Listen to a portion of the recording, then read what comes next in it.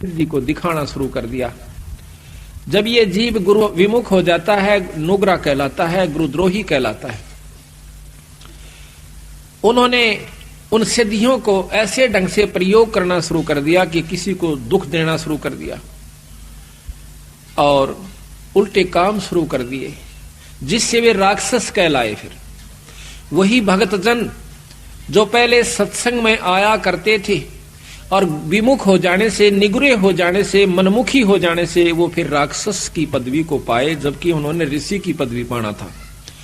गरीबदास जी महाराज कहते हैं, संगत माहे कुसंगत उपजय, जैसे बण में बांस और अप्पा घिस घिस आग लगा दें, कर दें बनखंड का भी नाश। फिर उन्होंने ऋषियों से भी दुश्मनी मोल ले ली, लड़ाई झगड़े होने करने शुरू कर दिए, उनकी यज्ञों को फेल करना शुरू कर दिया, उनके हवनों में विध्वंस करना शुरू कर दिया। फिर वो राक्षस बन जाते हैं। तो हम बंदी छोड़ के नाम के मंत्र के जाप करते रहने से आप सभी भक्तों में जबान सिद्धि आ जाएगी। कुछ दिनों के बाद आप छोटी मोटी कोई बात कह दिया करोगे, वह पार हो जाया करेगी। आप ये समझोगे कि हमने तो बहुत कुछ पा लिया और फिर आप महंत बन जाओगे, जो कि आपके प्रथम नाश का कारण होगा। महाराज कहते हैं, शब्द महल में सिद्ध 24 अंश बिछोड़े विश्व बीसा। हमारे नाम के मंत्र में 24 सिद्धियां आ जाएंगी, 24 सिद्धियां। और कहते हैं उन सिद्धियों से क्या होगा कि आप लोग ये समझोगे कि अब हमारे बराबर कोई नहीं रहा, मैंने उपलब्धि होगी। वो कुछ भी नहीं हुआ। किसी की भैंस का झाड़ा ला दोगे, वह दूध दे देगी।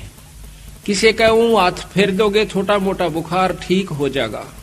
पर ऐसा मत करना। यही कारण है हमारा डूब जाने का। कभी ऐसा नहीं करा। उसको सतमार्ग देवे और अपने गुरु के पास लावे, उसको उपदेश दिलवावे, उसको मर्यादा बतावे, आप भी मर्यादा में रहे और फिर उसका भी आत्म कल्याण करवा देवे। ठीक है, छोटा मोटा लाभ दे सकते हैं, जैसे झाड़ा लावणीय भी दे देते हैं, उनको भी लाभ हो जाता है। लेकिन दोनों नरक में जाएंगे। जो झाड़ा लवा गया वो भी और लावस है वो भी। झाड़ा लवाणिये ने थोड़ी सी देर रिलीफ हो गया, एक दुख, छोटा सा दुख हो गया, सुख हुआ, आगे बाकी कुत्ते गधे की जुनी ज्यों की त्यों उसकी तैयार से। इसी प्रकार वो झाड़े लावणिये की अपनी कमाई ने वो खोण लग रहा से और फिर वो कुत्ते की जुनी में चला जाएगा। तो संतों ने यही बताने की कोशिश की है गरीबदास जी ने हमारे को कि प्रथम तो आप भक्ति कर दे को ना, और लग जाते हो तो फिर उसको निभाते को ना।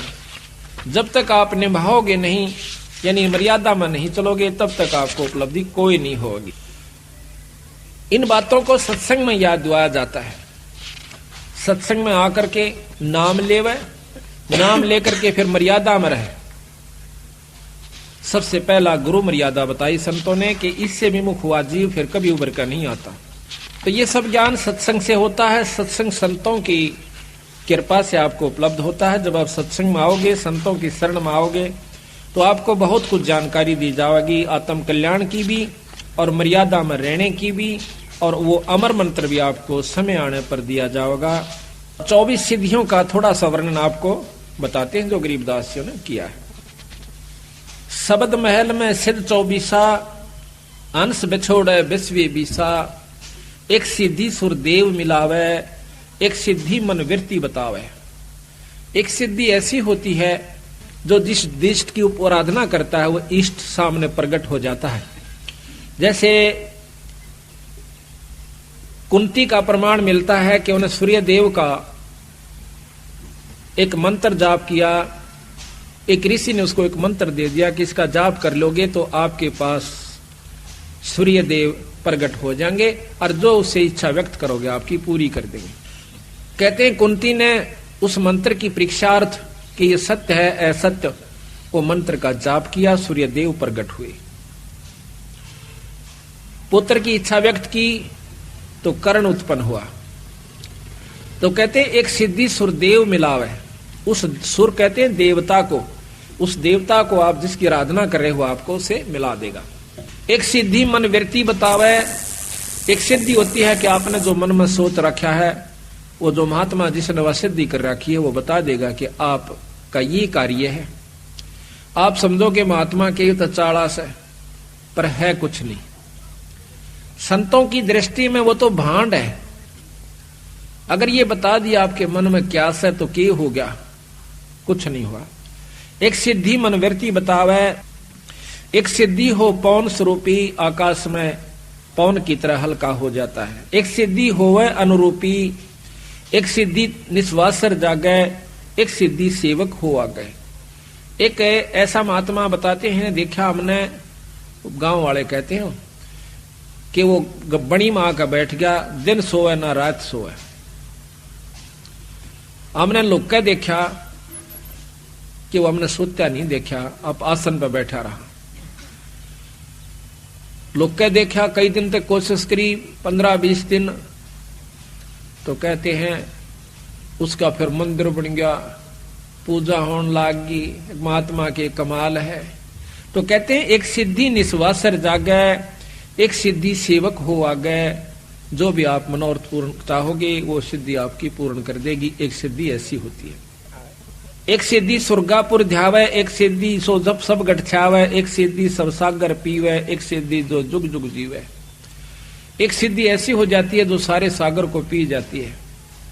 कहते हैं अगस्त ऋषि ने, एक अगस्त ऋषि था, उसने 2.5 घूंट में सारे समंदर को पी लिया था। सारे समंदर को पी लिया था, फिर प्रार्थना करने पर उसको वापस छोड़ दिया। तो कहते हैं एक सिद्धि सब सागर पीवे, एक सिद्धि जो बहुयुग जीवे। एक सिद्धि ऐसी होती है कई युगों तक जीवित रह सकता है, लेकिन महाराज के कहते हैं कि जब तक सतनाम नहीं मिलेगा तो भी वो कोई लाभ नहीं है। एक सिद्धि जो बहुयुग जीवे, एक सिद्धि जो उड़े आकाशा, एक सिद्धि होती है जो आकाश में उड़ जाते हैं। एक सिद्धि परलोक के बासा, जैसे सुखदेव ऋषि दूसरे लोक में चले जाया करते थे। उड़ जाना कोई और सिद्धि होती है, उस लोक में परमिशन मिल जाना वह कोई और सिद्धि होती है। एक सिद्धि परलोक का बासा, एक सिद्धि कष्ट तन जारा, एक सिद्धि तन हंस नियारा। एक सिद्धि ऐसी होती है जो कि शरीर के कष्ट को दूर कर देता है। कई बताए ना को जाड़ न जाड़ दे है, ठीक हो जाती इससे को नहीं, लेकिन वो जाड़े जाड़ सके है, मुक्ति का साधन नहीं है। एक सिद्धि तन हंस नियारा, एक सिद्धि ऐसी होती है जो शरीर से न्यारा हो जाता है वो जीवात्मा, और वो शरीर अलग रहता है और वो अलग जाकर चोला धारण कर लेता है, उससे निकल जाता है, दूसरे में भी प्रवेश कर जाता है। एक सिद्धि तन हंस नियारा, एक सिद्धि जल डूब ना जाई, एक सिद्धि जल पैर न लाई। एक सिद्धि है पानी पर नहीं डूबता, ऊपर का चला जाता है, ये भी कोई लाभ नहीं बताया। पहले भी बताई थी आपको कि एक महात्मा ने सिद्धि कर ली, उसने दूसरे साथी ने महाराज का मार्गदर्शन मिल गया, कबीर साहब का। 2 गुरु भाई थे, एक ने तो अपने परंपरा से सिद्ध महात्मा का नाम लिया, वो सिद्ध हो गया, सिद्धि भी के हुई, सिर्फ पानी के ऊपर का नो चला जा, जैसे पृथ्वी पर चला करे। दूसरे ने नाम का जाप मिल गया, सतनाम की भक्ति मिल गई सतगुरु महाराज की। तो दोनों इकट्ठे होते हैं 10-12 वर्ष के बाद। तो जो सिद्ध से उसने नाम ले रखा था साधक से, वो अपने दूसरे साथी से मिला है कि आपने क्या प्राप्ति करी। जो संतों का सेवक था, जिन्होंने नाम का जाप मिला था, वो कहने लगा भाई हमने तो बहुत कुछ प्राप्त किया। क्या किया कि नाम का सुमरण मिल गया, अपना जाप करते हैं। कहने लगा यो भी कोई बात हुई कि और आपने क्या किया कि दिखाऊं कि दिखा। नहर के ऊपर दरिया को पार कर जाता है, जैसे थल पर चाल रहा हो, वापस आ जाता है। वो जो संतों का सेवक था, जिसको नाम मिला हुआ था, सतनाम मिला हुआ था, वो मजा हंसा उसकी बात न देख। कहने लगा देखा मेरी कमाई। वो कहने लगा जो संतों का सेवक था, ने बोला भाई या तो 4 अन्य की कमाई सीखी तने 12 वर्ष में। 4 अन्य की? हाँ, कहा कि 2 अन्य में ये किस्ती वाला परे ले जाता और 2 अन्य में वापस ले आता। सारे 12 साल में तने यह कमाई करी 4 अन्य की। अरे भले पुरुष भक्ति मुक्ति होगी भगवान के नाम तक, और पूरे गुरु तो प्राप्त कर ले भाई।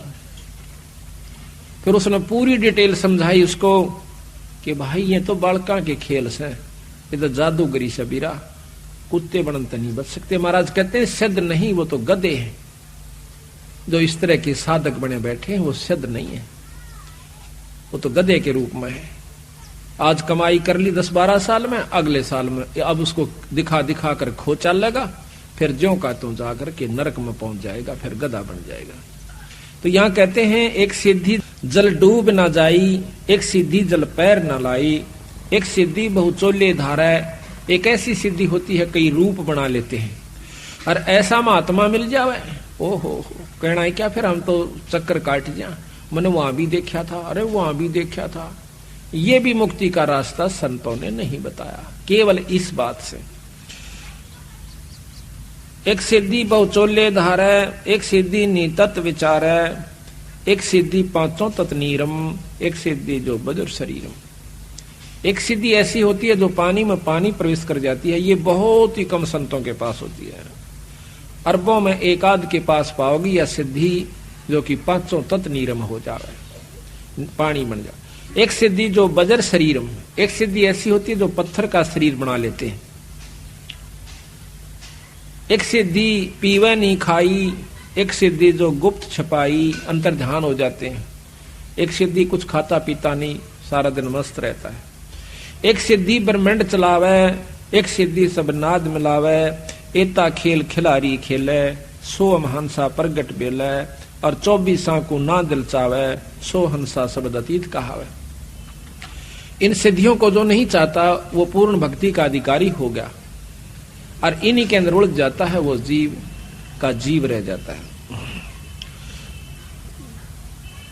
परासिद्धि पूर्ण पटराणी, सतलोक की कहूं निशानी, सतलोक सुख सागर पाया, सतगुरु भेद कबीर लिखाया, परम हंस पेखो परवाना, जन कहता दास गरीब दीवाना। और सतगुरु महाराज कहते हैं कि इतनी उपलब्धियां हमारे एक नाम के मात्र से आ जाएंगी, जबकि एक सिद्धि को प्राप्त करने के लिए एक साधक सैकड़ों वर्ष 50-50 वर्ष साधना करता रहता है। प्रार्थना यह है कि इस नाम के मात्र से आपको बहुत कुछ उपलब्धि होनी शुरू हो जाएंगी। जो बच्चे छोटी छोटी उम्र में आज लग गए सतगुरु के सच्चे नाम से, इनको बहुत लाभ होगा। पर कभी भी अपनी इस सिद्धि का दुरुपयोग नहीं करे और ना ही इसको बर्बाद करे। ये आपकी कमाई है। मूर्ख आदमी होगा जो रुपये बगानता फिरेगा, अपने ठागे तिजोरी में धर दे, बख्तान पर काम आवे। इसी प्रकार यह कमाई है अपने नाम की, भजन की, इसको खोए नहीं, ये सतगुरु का कहना है। अब देखो, इन बातों का ज्ञान सत्संग से होता है। सत्संग में संत जनाते हैं। संत की परिभाषा को समझ लेना ही सबसे उत्तम हमारा प्रथम कर्तव्य है, और तभी हम लाभ उठा पाएंगे। हमारे मन में धारणा ये बनी हुई है कि साधु की परिभाषा जैसे कल भी बताई थी, पर थोड़ी थोड़ी एक आध बार फिर बतानी पड़ेगी, क्यों रोजाना नए हंस आते हैं। साधु की परिभाषा ये नहीं है कि लाल कपड़े ही हो जाना और कंठी माला पैर लेना, जटा और लटा रखा लेना, तन पर लंगोटी हो या वस्त्र भिन्न हो या कोई विशेष मुद्रा हो और चिमटा ले रखा हो या धुनिया पर बैठे हो। ये ही केवल संत की परिभाषा नहीं होती, संत का लक्षण नहीं होते। गरीबदास महाराज जी कल बताया था आपको कि जाट थे छुड़ानी के, और हमारे कबीर साहब भी गृहस्थी थे नहीं, और लेकिन उन्होंने गृहस्थ अपना आश्रम निभाकर दिखाया। 2 बच्चों को, मुर्दों को जिंदा किया था, एक लड़की को एक लड़के को, एक लड़की को एक लड़के को। एक का नाम कमाल रखा, एक की कमाली रखा, लड़की का नाम कमाली। फिर दोनों का पालन पोषण किया, उनको नाम जाप सिखाया और भक्ति और मुक्ति के अधिकारी बनाए। और ताणी बनकर सतगुरु महाराज अपना काम चलाया करते थे। उस रेजा को बेचकर कबीर साहब परमात्मा अपने घर का गुजारा चलाया करता था, और बाकी जो बच जाता था उसको वहीं पर भंडार गरीबों में बांट दिया करते, संतों में बांट दिया करते थे। उनकी वेशभूषा कोई भिन्न नहीं थी, जैसे आप सामने देख रहे हो, धोती और कुर्ते में टोपी जो कि यूपी की वेशभूषा थी उसमें रहा करते थे। गरीबदास महाराज भी छुड़ानी के अंदर जमींदार थे। साधारण अपना जो वेशभूषा होती है धोती और कुर्ते की, उसमें रहा करते थे। हमारे दादा गुरुजी ये भी छावड़े के जाट थे और गोपालपुर में इसको लेना था। गोपालपुर में इनका आश्रम बना हुआ है। इन्होंने कभी लाल वस्त्र नहीं धारण किए। इससे पहले भी हमारे गरीबदास बेख में कोई लाल कपड़े नहीं पहना करता था। कबीर पंथ में भी अभी नहीं पहनते कबीर पंथ में तो, लेकिन गरीबदास पंथ में अब देखा देखी भक्त संतों ने औरों को देखा देखी लाल वस्त्र धारण करने शुरू कर दिए हैं।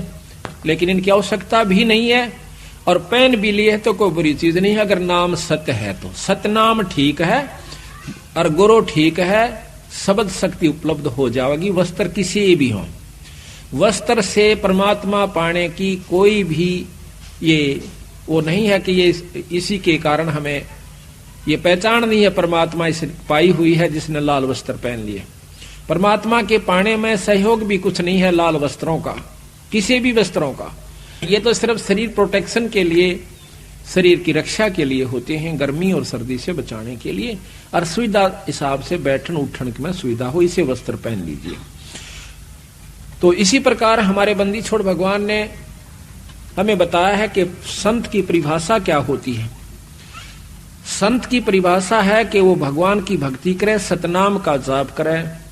गुरु नानक देव आपने देखे होंगे, उनके भी साधारण वेशभूषा जो कि पंजाब के उस समय के वहां के लोग पहना करते थे उसी में रहा करते थे। और किसी भी संत का आप उठाकर देख लीजिए, बाद में जो जिन्होंने अपनी मर्जी से वस्त्र पहनने शुरू कर दिए, शुरू में बताते हैं कि ये ऐसा प्रचलन चला कि सिद्ध पुरुषों ने जो साधना किया करते थे वो मौन बैठा करते थे और किसी ने बोलना नहीं होया करता था और बीच में छेड़ देते थे। कई भक्तजन उनसे बात करना चाहते थे तो उनको श्राप दे दिया करते थे। अब श्राप देने से भक्तों ने अर्ज करी, हाथ जोड़ने शुरू करे, महाराज ऐसे मत करया करो, हम दुखी हो जाते हैं। कहते थे कि हमें क्यों छेड़ते हैं जब हम साधना कर रहे हैं। तो किसी ने कहा कि आप कोई ऐसे वस्त्र धारण करा करो महाराज कि ताकि नो पता चल जाए कि आप साधक हो, ताकि आपको ना छेड़े। तो इन्होंने लाल वस्त्र अपने पहनने शुरू कर दिए। पहचान होगी कि ये साधक है, साधना कर रहा है। उसको कोई नहीं छोड़ता था, ना बोलते थे। अब उसकी दूसरा इसमें फला ये भी है कि उस समय ये गेरवे कपड़े जो है मैले कम होते हैं, सफेद कपड़े ज्यादा मैले होते हैं, वो बार बार धोने पड़ते हैं। इसको लेकर भी संतों ने अपने लाल वस्त्र पहनने शुरू कर दिए। बाकी वस्त्र की परमात्मा पाने में कोई सहयोग नहीं है, केवल अपनी सुविधा जैसी भी शरीर प्रोटेक्शन, बॉडी प्रोटेक्शन यानी शरीर की सुरक्षा के लिए किसी भी वस्त्र पहनिए, पर मर्यादा ठीक हो, नियम ठीक हो, आपकी आस्था ठीक हो, आपके विचार ठीक हो, भक्ति आप कीजिए, किसी व्यवस्था में कीजिए। आप खेत में काम करते हुए कीजिए, आप घर पे काम करते हुए कीजिए, आप अपने दफ्तर में कीजिए, अपनी दुकान पर कीजिए, अपनी मजदूरी कर रहे तो कीजिए। ईश्वर के नाम का जाप करने से आपके अंतःकरण के अंदर एक तो सफाई आवेगी। जो सेवा आप करते हो सत्संग में आकर के, इससे आपका अंतःकरण साफ होता है। कल भी आपको बताया था, लेकिन रोजाना थोड़ा थोड़ा दोहराना पड़ा है क्योंकि नए भक्तजन आते हैं। जितनी आप सेवा सत्संग में करोगे उतना ही आपको लाभ ज्यादा होगा, अंतःकरण में सफाई आवेगी। और जब आपको 7वां दिन होगा, आप देख लीजिए जो यहाँ सेवा कर रहे हैं, और जब आप यहाँ से जाओगे आपकी आंखों से आंसू नहीं रुकेंगे। जिन्होंने तन मन से और सच्चे भाव से सेवा की है, सब तय बस की बात नहीं होती। आपका भी कसूर नहीं, हमारे भी ऐसे हो जाता है। तो इससे सिद्ध होता है कि आपका जो अंतःकरण है वो निर्मल हो चुका है सेवा के कारण। सेवा प्रथम है हमारे अहंकार रूपी राक्षस को खत्म करने की। सत्संग में ये रिहर्सल कराई जाती है। सत्संग एक ट्रेनिंग सेंटर भी है, जो कि एक जैसे खेल के अंदर, उस खेलन का जो अंतिम समय आवश्यक है उससे पहले बहुत मेहनत करवाई जाती है खिलाड़ियों की। उनको वो नियम सिखाए जाते हैं कि ऐसे ऐसे आपने करना होगा, जबकि आपका सही तत्व बगेगा जब वो खेल शुरू होगा। तो उस समय हमारी सबसे बड़ी आंट के बनेगी, अहंकार हमारा सबसे बड़ा दुश्मन है, जो परमात्मा को कति पसंद नहीं है। जो झुक नहीं सकता उसमें भक्ति प्रवेश नहीं हो पाई। जितने भी आप देखोगे सरसों जब खड़ी होती है, जब वो कच्ची होती है, तो उसमें वह किसी काम की नहीं होती। उसमें वह वस्तु नहीं है जिसके लिए वो तैयार की गई है, अभी बन नहीं पाई। जब तक उसमें सरसों परिपक्व नहीं होती तो ऐसे खड़ी रहेगी। जितना उसमें कीमत बढ़ती जाओगी वह झुकना शुरू कर देगी, ऐसे लटक जाओगी कि धरती में टिक जाऊं अगर स्थान मिल जावे तो। इसी प्रकार जो परमात्मा के प्यारे हंस हैं, भक्तजन हैं, उनमें नम्रता नहीं आई और उन्होंने झुकना नहीं सीखा, तो भक्ति उनमें 70 जन्म भी नहीं की जा सकती, ना वो पार हो सकते। ये नियम है संतों का। हमारा सबसे बड़ा दुश्मन अहंकार है। कल रावण का प्रकरण दिया था कि अपने सिर को काट के भगवान शिव जी का ऊपर चढ़ा दिया 10 बार। हम इतनी भक्ति कभी भी नहीं कर सकते, लेकिन उसमें कमजोरी यही रही कि उसने नमस्कार करना नहीं सीखा। अभिमान चाहे भक्ति का हो जावे, चाहे पद का हो जावे, पैसे का हो जावे, ऊंचे कुल का हो जावे, दान का हो जावे, ये भी हानिकारक ही रहेगा। सर्वस्व दान देक और अपने मुंह से न्यू नहीं कह कि मैंने दान कर दिया, वो भी आपको नुकसान देगा। ना कीजिए, लेकिन करके ये मत कह दीजिए कि मैंने बहुत ये जितना दे दिया। वहां पर हम कुछ नहीं कर सकते। सेवा करके भी अभिमान हो सकता है कि मैंने दिन रात सेवा करी। जीव कुछ नहीं कर सकता जब तक ईश्वरीय रजा उसके ऊपर गुरु कृपा नहीं होती और उसके पिछले संस्कार प्रभावी नहीं होते, पिछले पुण्यकर्म उस पर दबाव देते हैं। जैसे माड़े कर्म का जीव कुसंगत में जाकर बैठेगा, चाहे 100 जने बरज लो उसको, वहीं पर जाएगा।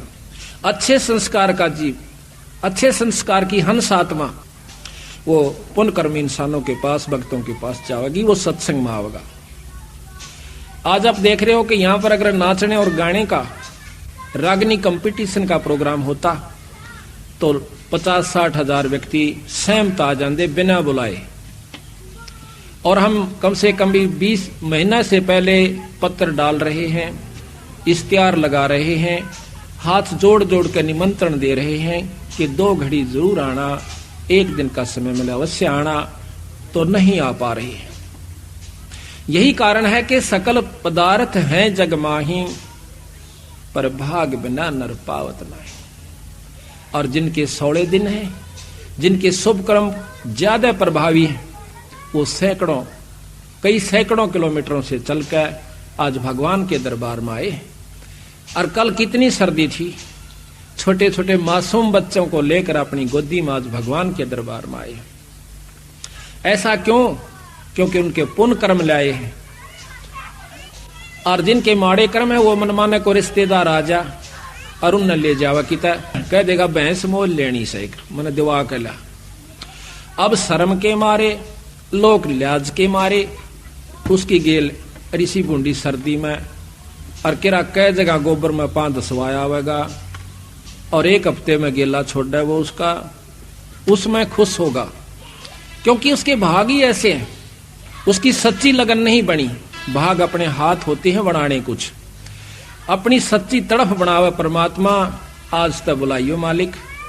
जब ईश्वर रजा करेंगे आपकी सच्ची तड़फ को देखकर आपको समय भी देंगे, आपको हौसला भी देंगे, आपको छुट्टी भी देंगे। इस काल के कोल्लू मत है, ये आपका काम खत्म नहीं हो सकता।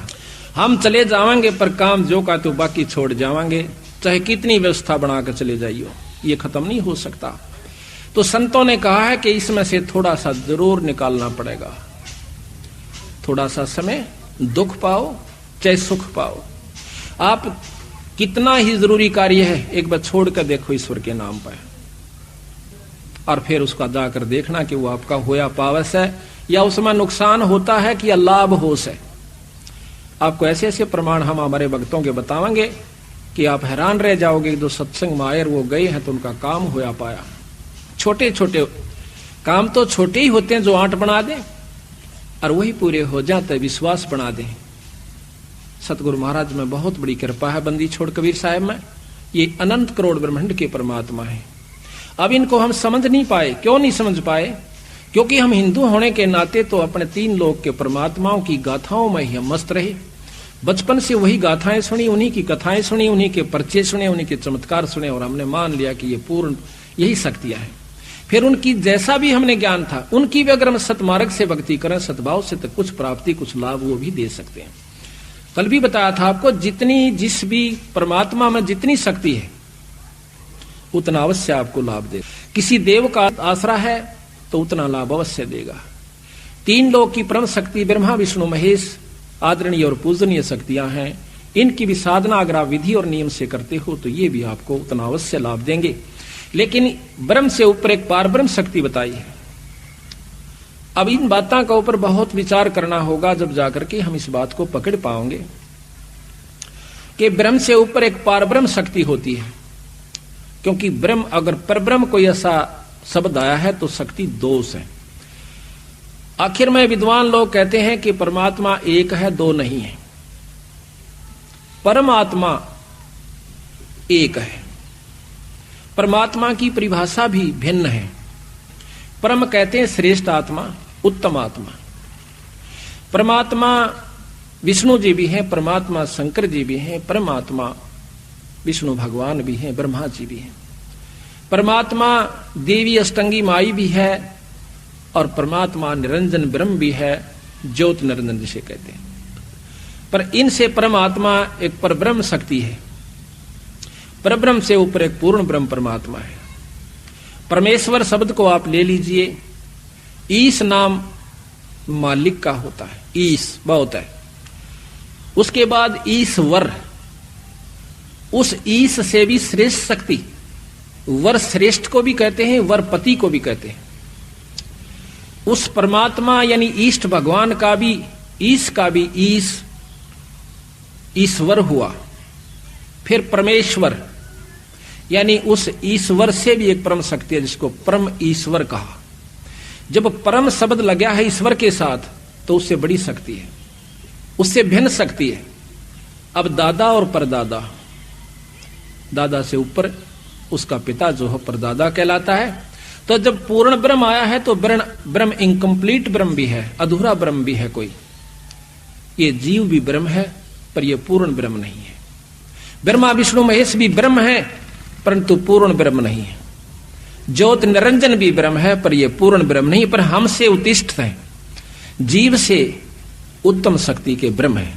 इनसे ऊपर कबीर साहब ने, गरीबदास जी ने बताया कि एक पूर्ण ब्रह्म शक्ति, परब्रह्म से ऊपर एक पूर्ण ब्रह्म शक्ति और है।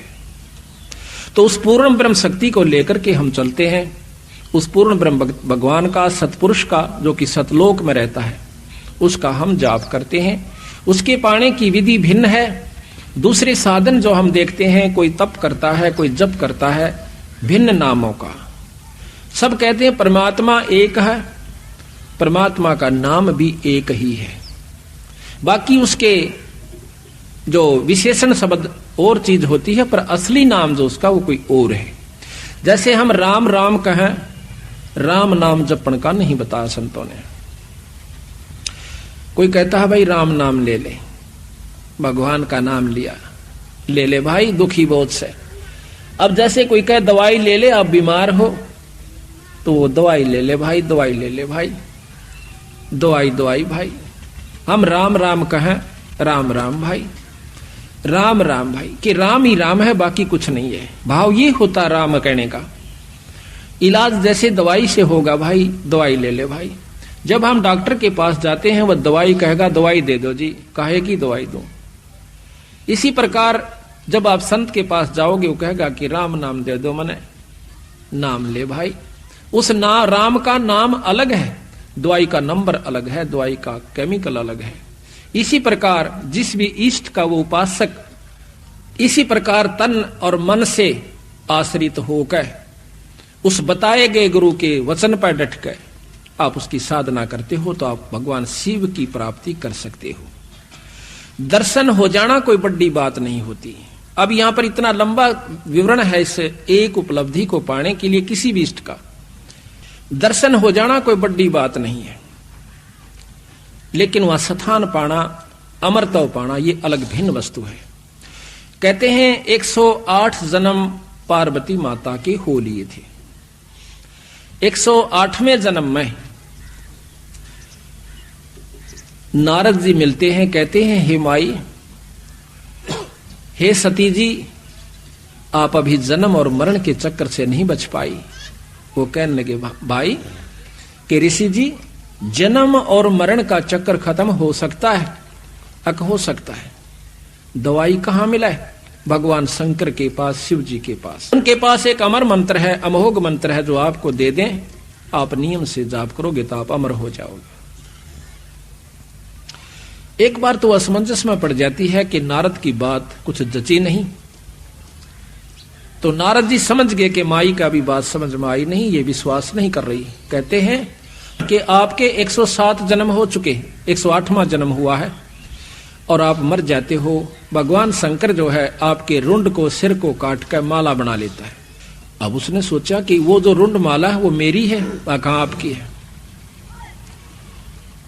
बहुत पछताती है कि ये क्या कारण हुआ कि मैं मर जाऊं और मेरे को जान से भी प्रिय समझते हैं भगवान शंकर। तो नारद ये संभव नहीं लग रहा। तो नारद जी कहते हैं कि अभी तक आप उसको अपना पति समझ रहे हो, आपने उसको परमात्मा नहीं जाना। आप उसको परमात्मा जान के भक्ति करोगे, आपका भाव भी भिन्न होगा, आपके अंदर कसक भी न्यारी होगी। अब इस बात को सुनकर पार्वती के सारे शरीर में सरनाट उठा।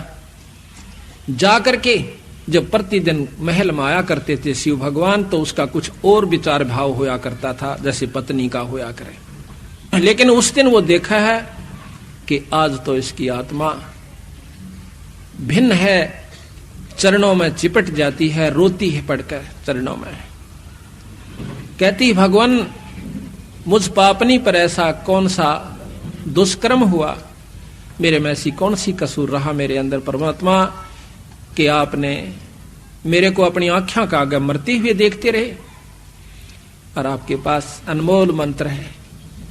तो कहने लगे वह शंकर भगवान कि पार्वती, ये तेरे विचार तक हो ना, ये बताइए आपको बताया किसने कि आज मुझे नारद जी मिले थे। ओहो, आंखों से पानी नहीं रुक रहा पार्वती का और कहते मालिक मैं पापनी हूं, मैं नीच आत्मा हूं, अवश्य मेरे से कोई ऐसा गलत व्यवहार आपसे हुआ होगा जिसके कारण आपने मुझे ये मंत्र देने के काबिल नहीं समझा होगा। फिर कहते हैं भगवान शंकर उनके सिर पर हाथ रख के कि पार्वती, ये इतनी अनमोल वस्तु है, ये आम व्यक्ति को नहीं बताई जा सकती जब तक ये अधिकारी नहीं हो जाता। गरीबदास जी महाराज कहते हैं कि जब तक सीप का मुंह बंद होता है, चाहे सारा सामन बरस जावे, उसमें मोती नहीं बन सकती। जब उसका मुंह खुल जाएगा, एक बूंद बहुत होती है।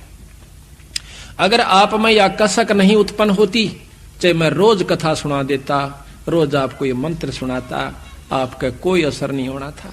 आज आपकी आत्मा का वो सीप रूपी मुंह यानी कसक खुल चुकी है। आज मैं ये मंत्र आपको सुनाऊंगा, आप में जगह बन गई है, अब मैं आपको मंत्र दूंगा। ये लंबा प्रकरण है। फिर उनको वो नाम दिया और पार्वती अमर हुई। उस नाम के जाप किया उसने डट के, और फिर वो पार्वती आज शिव जी भगवान के साथ जितना अमृतव वो दे सकते हैं। देखो यहां ये नहीं भूलना आपने कि वो कितना अमृतव दे सकते हैं। आप पढ़ते हो रोजाना कि दास गरीब दब शिव का ध्यान, भक्ति मुक्ति जिन दीनी दान। इतनी मुक्ति दे सकते हैं जब तक शंकर भगवान से, तब तक पार्वती उनके साथ रहेगी। जब शिव भगवान खत्म होंगे, पार्वती भी मर जाएगी और फिर दोबारा जन्म होगा। ऐसा प्रमाण मिलता है कि कहते हैं 14 इंद्र मर जाते हैं जब एक ब्रह्मा मरता है। एक इंद्र की आयु है कि 288 युग तक जीवित रहता है। 14 इंद्र मरने के बाद एक ब्रह्मा मरता है, 7 इंद्र मर जाते हैं, ब्रह्मा मर जाते हैं जब एक विष्णु समाप्त होता है, और 7 विष्णु समाप्त हो जाते हैं जब एक रुद्र यानी शिव खत्म होता है, शंकर मर जाता है। तो ये प्रमाण मिलते हैं। फिर लिखा है कि जब महाप्रलय होती है, पृथ्वी तत्व को जल तत्व खत्म कर देगा, जल तत्व को अग्नि तत्व, अग्नि को वायु, वायु को आकाश अपने अंदर समा लेगा, और फिर आकाश को ओंकार निरंजन ब्रह्म अपने अंदर समा लेगा, ब्रह्म को पार ब्रह्म यानी अवगित पुरुष अपने अंदर समा लेगा। कुछ युगों समय के बाद फिर ये दोबारा सृष्टि रची जाएगी। फिर इसी प्रकार सतयुग त्रेता द्वापर फिर यह युग और जीव शुरू हो जाएंगे। दोबारा फिर वो जीव रूप में आएंगे, फिर भक्ति साधना करेंगे, फिर अपने लोकों को प्राप्त करेंगे। चाहे राष्ट्रपति का लड़का हो, सकूल में आना पड़ेगा और उसने अपनी वो साधना, वो भक्ति यानी वो शिक्षा प्राप्त करके वो उस पोस्ट को प्राप्त कर पाओगा, अन्यथा नहीं।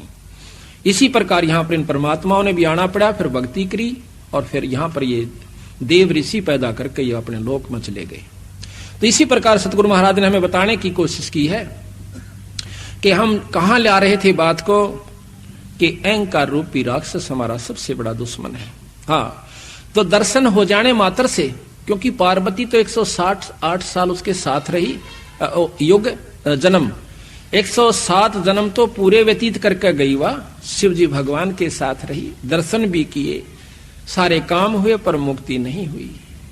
मुक्ति सघोग अमोघ मंत्र से होगी, उस नाम से होगी, अगर वो उस संत के पास उसका होगा तो कहते हैं, तो इसमें जो हमें किसी भी इष्ट की हम साधना करते हैं, प्रथम हमारे 8 जो बनती है वो अहंकार की बनती है।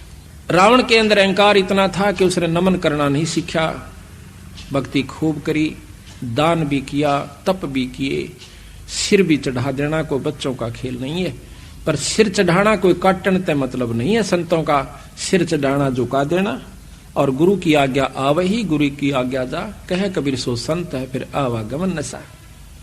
यानी गुरु को बहुत महत्व दिया सतगुरु महाराज ने। अब यहां गुरु क्या सिखाता है, प्रथम के लंबी दंडौत कीजिए। अगर ऐसा नहीं करता है तो अधिकारी नहीं हो पाएगा। चाहे हम कितनी अच्छी पोस्ट पे हैं, चाहे एसपी सिलेक्ट हुए और जाकर ट्रेनिंग सेंटर में जाते हैं, उनको पूरा रिहर्सल करवाया जाता है, लंबी क्रॉलिंग भी करवाई जाती है, लंबा सारा जो भी उनकी प्रक्रिया वो सारी करनी पड़ती है, फिर जाकर के वो अधिकारी बनता है। अगर वो ऐसा नहीं करता तो वहां फेल हो जाता है। इसी प्रकार यहां पर आने के बाद हमने वो रिहर्सल जो गुरु बताया हुआ करनी पड़ेगी। अगर ऐसा आप नहीं करते हो तो आप उससे क्षेत्र के अधिकारी नहीं हो। तो यहां पर सबसे पहला अहंकार रूपी राक्षस खत्म करने का एकमात्र रास्ता है कि हम अपने आप को दंडोत प्रणाम करें, अपने गुरु के सामने, संतों के सामने, और साथ में अपने पूर्ण ब्रह्म परमात्मा इस ग्रंथ साहब के सामने। अभी आपको बताएंगे, कई भाई कहते हैं कि ये तो एक मूर्ति पूजा करते हो आप, दंडोत कर देना इस जड़ के सामने, इसका वर्णन देंगे। पहले हम आपको अहंकार का एक थोड़ा सा उदाहरण सुनाते हैं। गरीबदास महाराज कहते हैं कि ये रिहर्सल करते करते भी ये राक्षस अहंकार खड़ा हो जाता है। दंडोत प्रणाम करते करते, नम्रता बरतते बरते भी ये कहीं ना कहीं हमारे को ले डूबने की कोशिश कर लेता है। अगर जो नहीं करते उनके लिए की बनेगी। एक अजाजील नाम के बहुत बड़े साधु हुए, संत हुए। उनके गुरु ने बताया कि बेटा साधना करा कर और बंदगी किया कर। बंदगी से एक यज्ञ का काम करती है, एक यज्ञ प्रणाम की होती है, प्रणाम करना भी एक यज्ञ में आ जाता है। कहते हैं उसने 11 अरब बंदगी करी जब वो विष्णु धाम में जाता है, क्योंकि विष्णु का उपासक उनका संत था। विष्णु धाम में जब जाते हैं तो वहां जाकर के क्या देखता है विष्णु भगवान के, भाई छोरे ने कमाई बहुत करी पर इसकी परीक्षा ले। कहता है आओ संत जी। भगवान विष्णु कहते हैं आपने तो बहुत ज्यादा कमाई की। कहा महाराज बहुत हुई। भाई एक काम करें, क्या कि आप अपनी शक्ति से एक मनुष्य बनाइए। कि मैं बना सकता हूं? अक बना सकते हो। कैसे? आप कहो कि मनुष्य भव है। उसने फट कहा मनुष्य भव है। एक 16 साल का जवान लड़का बहुत खूबसूरत और बन जाता है और साथ में खड़ा हो जाता है। कहता अजाजील तेरा परम साधन है कि आप इसको नमस्कार कीजिए। अब अजाजील हैरान हो जासे कि इसको मैं दंडौत करूं, ये तो मेरा पैदा किया हुआ से, ये तो मेरा पुत्र हुआ, मैं नहीं करूंगा। अब विष्णु भगवान ने सोचा या इसकी करी कराई कमाई खत्म होने लग रही से बेचारे की। कहने लगा बेटा नमस्कार करना चाहिए। बहुत उदाहरण दिए। कहते हैं कि मेरे भरगो ने लात मारी थी, मेरा के बिगड़ गया रहे। नम्रता नहीं खोनी चाहिए, संत ने संतता नहीं छोड़नी चाहिए। या तेरी कमजोरी से अजाजील। अब कुछ भी को महाराज ये भाषण में बहुत सुन रहा सो, ये प्रवचन मैंने गणे सुन रखे। ये अहंकार रूपी राक्षस अंत समय में भी खड़ा हो गया जबकि उसने इतना अभिमान, इतना नम्रता पूर्वक इतनी बंदगी की थी। भगवान विष्णु ने सोचा कि इसकी करी कराई कमाई जाओ बेचारे की। एक ऐसा द्वार बना हुआ था जिसमें झुक के जाना पड़ता था दूसरी तरफ ने। उस लड़के को कहा कि आप परे चले जाइए। वो लड़का परे चला गया। कहने लगे आजा अजाजिल, इधर घूम कर आते हैं, स्वर्ग दिखाऊं तूने। अजाजिल विष्णु भगवान समेत मुकुट और चक्र सुदर्शन के ऐसे नीचा होकर के गर्दन झुका के और परली तरफ चला जाता, पर अजाजिल नहीं झुकता। कहने लगा मैं जानू हूं तू छलिया है, तेरे छल में को नहीं आऊं। अब वहां पर वो अहंकार इतना आकड़ गया, अब क्या करे। वो चाहते थे कि यू एक बार न्यू भी करके निकलाओ, मैं फिर भी इसने पास कर दूंगा, पर नहीं हो पाता। कहता जा बेटा तेरे कैसे 300 कूतरू आओ यहाँ पर और गधे की जूनी में जा। वहीं पर महाराज कहते हैं अजाजिल की बंदगी पल मां ही बहाई, एक पल में वह करी कराई कमाई उसकी सत्यानाश हो गया। तो इस प्रकार जब हम करते करते भी इतना अहंकार हमारे अंदर हो सके, जो ना करते उनके लाके बनेगी, ये आप विचार कर लीजिए। तो हमने इस 5 तत्व के पुतले को 5 तत्व का ही जानना होगा। हम इसको शरीर मान बैठे, हम इसको अपना नाम देकर के संबोधित कर रहे हैं कि मैं वो हूं, पर हम ये है नहीं जो हमने दिख रहा है। ये 5 तत्व का पुतला माटी का है और माटी में मिल जाएगा। समय दूसरी बात से कब आवश्यक है। कबीर साहब कहते हैं कि साथी हमारे चले गए, हम भी चालन हारे, भाई कागज में बाकी रही तात लागरी वारे। साथी हमारे चले गए, हम भी चालन वाले से, पर हमारे कागज में बरहरी से थोड़ी बहुत कमी, आप अभी अड़त गोली हो जाएंगे। तो जब जाना यहां से और फिर कमाई नहीं बनी तो भाई कोई फायदा नहीं, यहां पर चाहे चक्रवर्ती राजा होकर चला जा। गरीबदास जी महाराज कहते हैं पृथ्वीपति चकवे गए जिनके चक्र चलंत, रावण श्री के कोण गए इसे जालिए अनंत। जिन्होंने सतमार्ग नहीं पाया, जिनको पूरा गुरु नहीं मिला और सच्चा मार्गदर्शन नहीं हुआ और डट कर भक्ति नहीं बनी, तो कुछ काम नहीं आओगा। यहां पर चाहे सारी पृथ्वी पर राजा होकर चला जा। गरीबदास जी महाराज कहते हैं कि अगम निगम को खोज ले तू बुद्धि विवेक विचार, उदय अस्त का राज मिले तो बिन नाम बेगार। उदय अस्त जहां से सूर्य उदय हो और अस्त जहां छिपाए, अर्थात सारी पृथ्वी का राजा भी हो जावे, अगर भक्ति नहीं बनी तो ये राज भी बेगार होती है। बेगार को बहुत अच्छी तरह समझते हो, जिसमें अन्ना एक मिला नहीं डोल घनी हो, उसको बेगार कहते हैं। तो इसी प्रकार संत आकर के हमें बार बार समझाने की कोशिश करते हैं। जैसा आपको सबसे पहले बताया था कि ये संतों की कृपा से हमें ज्ञान होता है और गुरु का इसमें सबसे बड़ा महत्व सतगुरु महाराज ने दिया। प्रथम तो हम भक्ति मार्ग पर लगते नहीं, और लगते हैं तब मनमुखी हो जाते हैं। मनमुखी होने तब बात नहीं बनती। अभी आपको बताया था कि जो साधक थे वो मनमुखी हो गए, वो राक्षस बन गए। अपने हिसाब से साधना करनी शुरू कर दी, अपने हिसाब से चलना शुरू कर दिया, जिसके कारण वो अपनी भक्ति को भी नष्ट कर गए और अपने आप को सत्यानाश करके चले गए। उस समय उनको महसूस नहीं होता, उस समय तो वह सोचे तू बहुत कुछ कर रहा है। तो इसी प्रकार हम आपको विशेष रूप से समझाने की कोशिश करेंगे, क्योंकि हमारा कोई स्वार्थ नहीं है आपसे, परमार्थ जरूर है।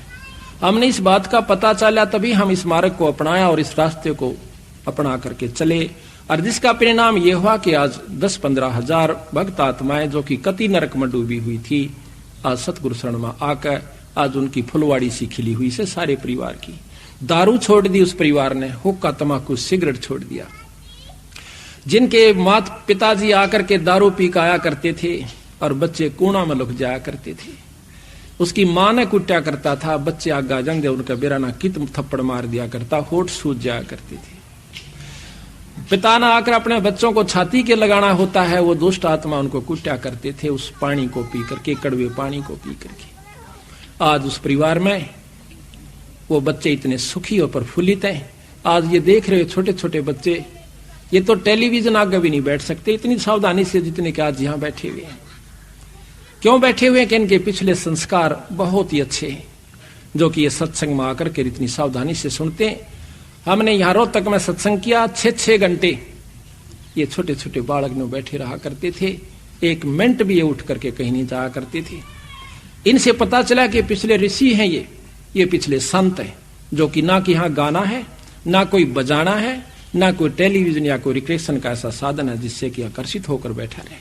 पर इनकी आत्मा में वो कसक है, पिछला जो जन्म का संस्कार है वो प्रभावी है, जिसके कारण ये आज यहाँ पर बैठ करके और बड़े आदर से सुनते रहते हैं, बड़े ध्यान से सुनते रहते हैं। महाराज भी कहते हैं कि कबीर कमाई अपनी कभू ना निष्फल जा, 7 समुद्राड्य मिलेगा हुआ। ये पिछले जन्मों से भक्तात्मा भजन करती हुई आ रही है।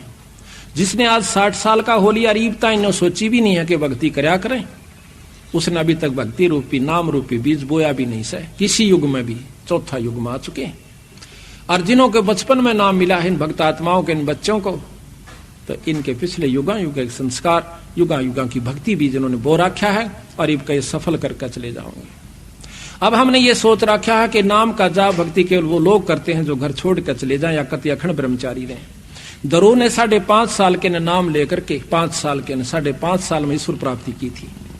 वो सतयुग का समय था, आत्मा साफ होया करती थी, इतना दूषित वातावरण नहीं था, और पूरा नाम सतनाम मिले पाछा यो जीव घड़ियाण का काम नहीं से रोया, और परमात्मा को उस नाम का जाप 6 महीने में परमात्मा प्राप्ति हुई। उसके बाद शादी कराई, शादी करा करके उसने 36,000 वर्ष राज्य किया। फिर प्रहलाद का प्रमाण मिलता है कि 10 साल की उम्र में उसने परमात्मा प्राप्ति की, नरसिंह रूप में उसको दर्शन दिए, ईश्वर प्राप्ति हुई कि मांग बाई के मांग से। क्या मांगू सतगुरु आपके सामने, हे परमात्मा आप सर्वज्ञ हो, सर्व जानने वाले हो। तो कहते हैं फिर धरु प्रहलाद ने भी अपना ब्याह करवाया और भक्ति करके अपने इष्ट प्राप्ति की और राज किया। प्रहलाद का पोता राजा बलि था, प्रहलाद का लड़का बैलोचन हुआ और पोता राजा बलि था, जिसने बहुत अच्छा यज्ञ किए, जिसमें भगवान ने भी आकर के उनसे सामने प्रकट होकर के दान लेना पड़ा। तो इस प्रकार परमात्मा की भक्ति वही जन कर सकते हैं जो कि पीछे करते आ रहे। थोड़ा पीछे गरीब भक्ति बंदगी दीजिए जोगन जोगन जगदीश, और मैं लखूं अलेख को अदर मुकट धर से, गृह लोक अलोक चाऊं नहीं, इच्छा नहीं अचूक, अदली आद कबीर के चरण कमल की भूख। कहते हैं मैंने तो बंदी छोड़ के अपने परमात्मा सतपुरुष कबीर साहब की चरणा की भूख से। गरीब अवगत कहो अदली कहो, अदली अविगत एक, भक्ति हेत हितकार करे चोले धरे अनेक। गरीब बांदी जाम गुलाम है, खाने जाद खरीद, अनहदपुर में ले गए मिले दीद बर दीद। तो इस प्रकार जब हम संतां की शरण में आते हैं तो हमें लाभ मिलता है। तो पहली कड़ी आपको बताई थी कि गुरु होता है। अब आपको एक थोड़ी सी कथा सुनाएंगे, बहुत विस्तृत, और जिसके अंदर आपको कई शिक्षाएं मिलेंगी। ये कथाएं कैन सुनन की कोना, कल भी आपको बताया था ये बात कैन सुनन की ना से कर पाड़ने की है। अभी आपको कबीर साहब के कबीर सागर, जो कि बहुत बड़ा ग्रंथ है, उसमें आपको सुनाएंगे और दिखाएंगे। वीर सिंह बघेला नाम का एक काशी का नवाब था। उसने अपने घर पर सत्संग करवा रखा था। तो सत्संग में भगत जन संत जन आए हुए थे। तो उन संतों ने आकर अपनी साधना यानी भक्ति भजन शुरू किया। बंदी छोड़ कबीर साहब भी वहां पर जा बैठे। उन्हीं सत्संगी यानी भक्त जनों के अंदर तो आप अपना जिसने जितना ज्ञान था प्रवचन कर रहे थे। कबीर साहब का असली उद्देश्य यही था कि भी हम सतमार्ग दर्शन करें। जब तक इस जीव को सतमार्ग दर्शन नहीं होगा, यू भक्ति भी कर जाएगा, लेकिन वो वस्तु प्राप्त नहीं कर सकता जिसके लिए मनुष्य शरीर प्राप्त हुआ है। पहले तो आपको मौखिक सुनाता हूं, फिर इसमें मोटे मोटे आपको उदाहरण सुनाऊंगा। तो वहां पर नामदेव जी और भी कई संत आए हुए थे। तो कबीर साहब उनके बीच में जाकर बैठ जाता है। कोई आप अपनी साधना विशेष बता रहे थे, कोई राम का जाप, कोई कृष्ण का जाप, कोई निर्गुण परमात्मा की भक्ति जैसे भी उन्हें ज्ञान था वो बता रहे थे। कबीर साहब को कहने लगे कि आप भी सुनाओ भगत जी। बंदी छोड़ते एक साधारण से भेष में, जैसा भी यूपी का वेशभूषा थी उसमें बैठे थे। तो वो कहने लगा, भाई की सुनाऊं, आप तो महान विद्वान सो, मैं क्या सुना सकता हूं आपको। अगर नहीं कुछ तो जरूर सुनाओ, आप आए हो, आप विद्वान लगते हो। अगर नहीं विद्वान नहीं, मैं तो अनपढ़ हूं। कोई बात नहीं, अनपढ़ भी तो परमात्मा के साधक होते हैं। तो सतगुरु महाराज फिर सुनाना शुरू करते हैं। जैसा कि मैंने अभी आपको बताया था कि राम कृष्ण तीन लोक के परमात्मा है। ब्रह्म पुराण आप पढ़िए, ब्रह्म पुराण के अंदर ब्रह्मा पुराण में लिखा है कि भगवान ब्रह्मा प्रजापिता से ये सारी सृष्टि उत्पन्न हुई। शिव और विष्णु भगवान इन्हीं की उत्पत्ति है। तो शिव पुराण में आप देखिएगा कि शिव जी से ये दोनों देवता उत्पन्न हुए, ब्रह्मा और विष्णु जी। विष्णु पुराण में आप देखिए कि ब्रह्मा और शिव की उत्पत्ति विष्णु भगवान ने ही की है। तो उन्होंने कहा कबीर साहब ने कि इनमें से कौन सी को सत्य माने, आप बताइए। तो वो कहने लगे, आप वाद विवाद करने आए हो या कोई मार्गदर्शन कर रहे हो। सतगुरु महाराज कहते हैं, अगर आप इसको वाद विवाद कहते हो तो हम चुप हो जाते हैं। अगर नहीं आप बताओ। उन्होंने बताया कि एक पूर्ण ब्रह्म परमात्मा सतपुरुष सतलोक में रहता है। ये सब ब्रह्मांड खत्म हो जाएंगे, 21 ब्रह्मांड खत्म हो जाएंगे महाप्रलय में, उसमें सतलोक खत्म नहीं होता। सभी संत हंसने लग जाते हैं। अब सुनो इसकी बात, ये कितना शास्त्र में सुनी नहीं, कि तो आज तक हमने पढ़ी नहीं, कोई किसी मार्गदर्शक ने हमें नहीं बताई। यो कीर्तन ले आया एक जुलाहा। बंदी छोड़ने बोले, भाई मैंने जो बता दी वो ठीक है, आप अपने शास्त्रों के गा रहे हो, हम अपने शास्त्र को गा रहे हैं। तो नामदेव जाकर के वीर सिंह बघेला को, जो कि अपनी छत पर बैठा हुआ दूर से आनंद ले रहा था। ये राजा लोग यहीं तक सीमित हुआ करते थे कि भाई धर्म करवाना से, धर्म करने वाले धर्म कर रहे से, अपना पाठ कर रहे से, कोई सत्संग आ रहा है वो ठाठता अपने महल में बैठे है। ये कोई भजन और भक्ति और सत्संग नहीं होता, ना धर्म होता। तो नामदेव जाकर कहने लगा, महाराज एक बेरानी किया रहा सिरफरानियों का है, इस राम कृष्ण तो बहुत छोटी शक्ति है, इनसे ऊपर एक और बड़ी शक्ति है। तो राजा कहने लगा, उसको यहाँ लाओ बुला के। छड़ीदार एक नौकर भेजा कि जाओ उसको बुला के लाओ, कबीर नाम है उसका। वो छड़ीदार यानी वो सेवक जाता है, कबीर साहब को कहता है कि आपको राजा याद करे।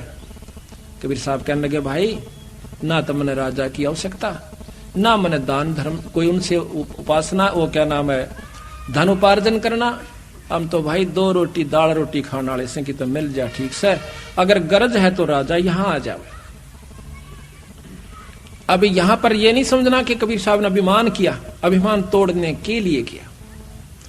राजा को जाकर छड़ीदार ने और 2 बात फालतू लगाई कि महाराज वो तो आपकी बात भी नहीं सुनता, कहता यहां आ जाए अगर उसको गरज है तो। राजा कहने लगा, नामदेव भी चढ़ गया, देखा जी। राजा कहता है कि नामदेव वो संत है, कोई भांड होंदा ना भिखारी, राजा बुलावे और संत ना आवे। ने सोचो मेरा ना जोड़ी भर देगा, तेरी बात जाता, लेकिन उसने देखा भी नहीं हमारी तरफ। मैं चलूंगा भाई। तो अपने घोड़े हाथी सजवा के और आता है सज दज के। कहते हैं कबीर साहब के धर्मदास, जब राजा नजदीक आया तो मैंने एक सिद्धि दिखाई, जमीन से 1.25 हाथ ऊपर अपना आसन कर लिया। 1.25 हाथ ऊपर मैं जैसे जमीन पर नहीं हूं, 1.25 हाथ ऊपर बैठा हूं। राजा इस क्रिया को देख कर एकदम अचंभित हो जाता है, आकर के लंबी दंडौत प्रणाम करता है। फिर उनसे ज्ञान पूछता है, ज्ञान पूछ करके फिर हम उसको बताया, वो बहुत प्रभावी होता है। कहता है मुझे नाम दे दीजिए। कहने लगा भाई चलो कोई बात नहीं। घर चले जाते हैं, उनको उपदेश दे दिया, सारे परिवार ने नाम लिया। नाम लेकर के जब उसने 2-4 साल हो गए अपनी भक्ति करते हुए, एक दिन फिर बंदी छोड़ जाते हैं। बहुत कुछ बातें चली तो कहने लगा, महाराज मेरी भक्ति अब बहुत होगी अगना बेटा, अभी तो शुरू भी नहीं हुई है। ये हैरान रह गया वीर सिंह कि महाराज 4 साल हो गया, आपने मेरे को नाम भी दे रखा, सार नाम भी दे रखा। बेटा नाम और सार नाम कोई और चीज है, आपको सार शब्द और बताना है। वो कहने लगा महाराज वो सार शब्द कैसा होता है कि न्यू बड़का खेल को नहीं कि यू ऐसे बताने का हो से। कहते हैं अति अधीन दीन हो प्राणी जाको कहिए या अकथ कहानी। एक सार नाम, पहले सतनाम होता है, फिर सार नाम होता है, फिर सार शब्द होता है। जब तक सार शब्द गुरु से नहीं मिलेगा तब तक वो जीव भी मुक्त नहीं हो सकता। इतनी लंबी प्रक्रिया इस काल से छुटवाउन की सतगुरु महाराज ने बताई और हम इसको बच्चों का खेल समझ रहे। तो महाराज मैंने सार शब्द दे दो, किसी लिए आया हूं। एक काम कीजिए कि क्या महाराज, आपके गांव में, आपके नगर में एक ब्राह्मणी रहती है विधवा, और उसके पास एक धोती है, उसको ले आइए। और क्योंकि मुझे धोती एक साफ कपड़े की आवश्यकता पड़ेगी जब मैं आपको नाम दूं, और धोती भी वो लाना जो उसने अपने आंगन में एक कपास की बाड़ी के पौधे, वो एक कपास के उस बाड़ी के अंदर, और उस कपास के पौधों को गंगा जल से अपने सिर पर मटके ला के सींचा, और सींच के उनको तैयार किया। तैयार करके अपने हाथ से काट के, यानी उसको लोडा, फिर काट करके वह धोती तैयार कर रखी है, वो लाना। अकाछा मारो ने सोची को एक आध गांव ले लेगी, गणा करेगी तो पर ले आऊंगा महाराज, पर नाम सार शब्द में लगा जब तुझे ये ले आओगा। अब वो वीर सिंह बघेला अपने सर्वेंट नौकर को लेकर के 5-7 सिपाहियों को जाता है, जाके बता दिया कि महाराज आ रहे हैं। उसने आसन दे दिया, बिछा दिया, दूध का लोटा भर के लाई, महाराज दूध पी लो। कहने लगा बहन दूध मैं जब पीऊंगा जब आप मेरी एक प्रार्थना स्वीकार कर लोगे। हुक्म करो परवरदिगार, आप तो मालिक हो प्रजा के, आपने प्रार्थना हुक्म करो कि मैं एक सार शब्द प्राप्त करना है अपने गुरु से, और वो मुझे जब मिलेगा जब मैं आपसे धोती ले जाऊंगा। कौन सी धोती महाराज? सैकड़ों धोतियां हैं, जो चाहो सो ले। कि वो धोती जो आपने ऐसे ऐसे तैयार करी है। वो कहने लगी महाराज यह धोती मैं नहीं दे सकती आपको। क्यों? क्योंकि ये मैंने अपने इष्ट जगन्नाथ के लिए तैयार कर रखी है, और इसमें मेरा एक एक प्रेम मेरे इष्ट के नाम पर प्रो रखा मैंने, मैं नहीं दे सकती। मेरा सिर काट दे, परिवार ने खत्म कर दे, देश निकाला दे राजन, या कौन दो, ये मेरे भगवान की खातिर से। अब ज्ञान हो चुका था, उपदेशी था। उपदेशी ना होता तो 2 मारता दड़ाकर काट ले जाता उसमें, पर नहीं बोला। यही होता है ज्ञानी और अज्ञानी के अंदर अंतर हो जाता है जब सत्संगी हो जाता है। महाराज कहते हैं कि राजा योगी एक सुनो रे झुमकरा। जिसके घर में, जिसके अंतःकरण में तत्व भेद हो जाता है, उसमें राजा में और योगी में कोई अंतर नहीं रहता। तो उस समय मायूस हो कहने बोला बहन मेरे खोटे कर्म से बहुत दुष्ट आत्मा सु मैं। प्रथम तो राम नाम की सोचो नहीं था, और ये सोची है तो मैंने अब फिर मेरा जीवन अधूरा रह गया। आंखों में आंसू भरे आया और उठकर चल पड़ता है। आके बंदी छोड़ से कहता है सतगुरु महानीच आत्मा सु मैं। अब क्या बात हुई भाई? कि महाराज ऐसे ऐसे उसने कहा कि ये धोती मैं अपने इष्ट के लिए तैयार कर रखी है, मैं आपको नहीं दे सकती, चाहे सिर काट दो। बंदी छोड़ महापापी जीव सु हो सकता है किसी जन्म में फिर सूत बैठेगा। ऐसे कर बैठ जाता मायूस होकर सतगुरु के चरणों में। बंदी छोड़ कहते हैं कि ये शर्त मैं अपनी वापस लेता हूं भाई, पर थोड़ी सी एक मदद और कर दे। क्या?